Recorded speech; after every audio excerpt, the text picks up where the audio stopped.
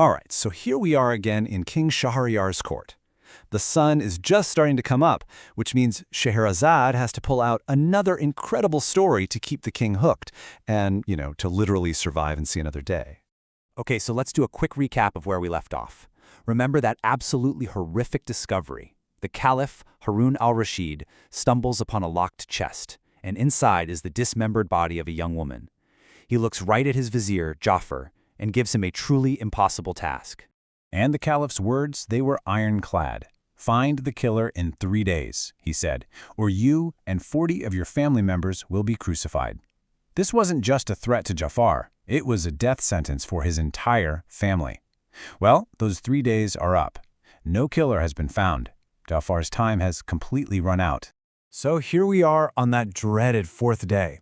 Ja'far has failed. He couldn't find the killer, and he's basically accepted his fate.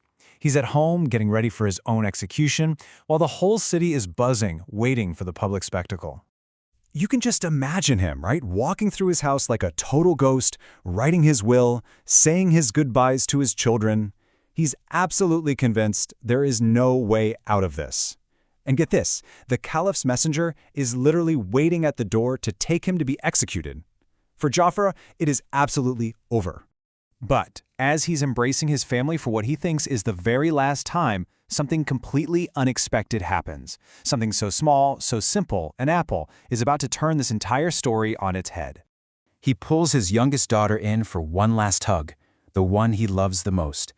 And in this incredibly sad, heart-wrenching moment, as he holds her, he feels something. Something firm and round in her little pocket, pressing against him. He kind of pulls back for a second, and for just a moment, his curiosity cuts through all that despair. He asks her, "Hey, what's that in your pocket?" And her simple, innocent answer, well, it's about to solve the whole mystery. An apple. And suddenly, it's like a lightning bolt. The story of the young husband told about the 3 rare apples from Basra, it all comes flooding back.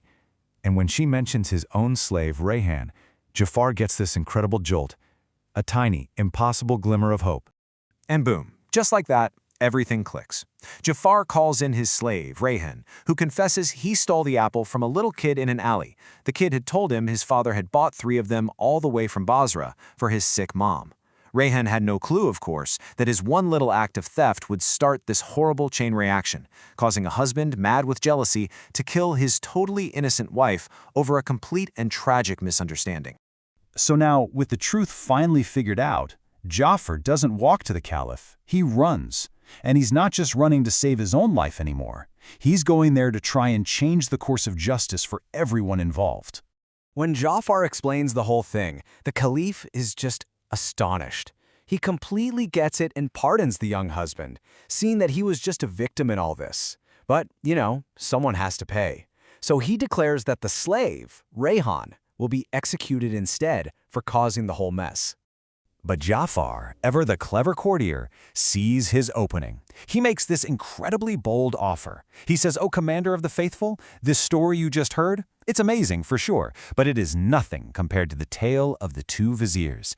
He's offering a story in exchange for a human life. And the Caliph, who, just loves a good story, can't possibly resist. He's totally hooked. The deal is made. "I grant you his blood," he says. The slave is spared. And Ja'far starts to tell his new tale. It just goes to show you the real power of a great story, right? Literally the power of life and death. So Ja'far begins his story, and he takes the whole court on a journey, all the way from Baghdad to Egypt.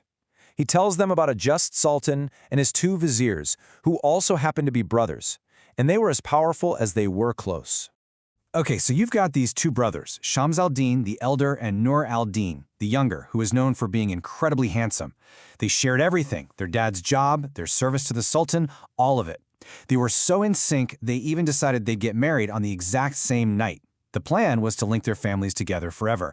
But one night, they're talking about the future, about their kids marrying each other one day. And what starts as a friendly chat, it just completely blows up. It goes from talking about a dowry to this huge, pride-filled argument about whether a son is more valuable than a daughter. A total clash of egos. And the whole thing just explodes. Shams al-Din feels like his future daughter and his own honor have been insulted. He shouts that he'd never let his daughter marry Nur al-Din's son, not for all the gold in the world. That one statement just shatters everything between them. The next morning, he leaves town with the Sultan, leaving Nur al-Din behind, just stewing in anger and shame. So Nur al-Din is just humiliated, right? He can't stand the thought of facing his brother's scorn. So, in the middle of the night, he makes a life-changing decision. He's not sticking around to be the butt of the joke. He's getting out. Before the sun even comes up, he packs a bag of gold, gets on his best mule, and just leaves. No goodbyes, no note, nothing. He flees Egypt, leaving behind his title, his home, everything. He just rides out into the desert with no plan, no destination, just trying to escape the shame. And man, it's a long, lonely trip. He travels for over 2 weeks, passing through these incredible cities like Jerusalem and Aleppo. Finally, after 15 days on the road, he shows up in the faraway city of Basra, a complete stranger with nowhere to go. So he finds an inn to stay in, and as luck would have it, the city's elderly vizier spots him from his window. But it's not him he sees, it's his mule, this incredible animal with a fancy saddle and expensive trappings. The vizier knows right away, okay, this is no ordinary guy. He decides he has to meet him. While the old vizier seeks him out, and Nur al-Din tells him his whole sad story of betrayal and exile, the wise old man listens and realizes he's found an answer to his own prayers. This is what you call a peripetia, a total, sudden reversal of fortune. He's about to make Nur al-Din an offer he can't refuse. And this offer is just insane. The vizier, who doesn't have a son of his own, basically says, "Marry my beautiful daughter, you'll be my heir, I'll introduce you to the Sultan, and you can take my job as the vizier of Basra." In one night, Nur al-Din, the heartbroken exile, is offered a new family, a fortune, and the very power he ran away from. Of course he accepts. And just as Nur al-Din is being whisked away to be bathed and dressed in fine clothes for this unbelievable wedding, Scheherazade sees the sun coming up, and just like that, she stops talking. She leaves the Caliph and all of us hanging, desperate to know what happens next.